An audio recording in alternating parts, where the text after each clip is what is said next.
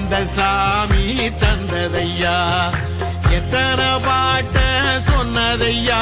அத சுத்துற பூமி கண்டதையா அடிச்சு வீசும் காத்திலையும் அந்த தகப்பனாச சுத்துதையா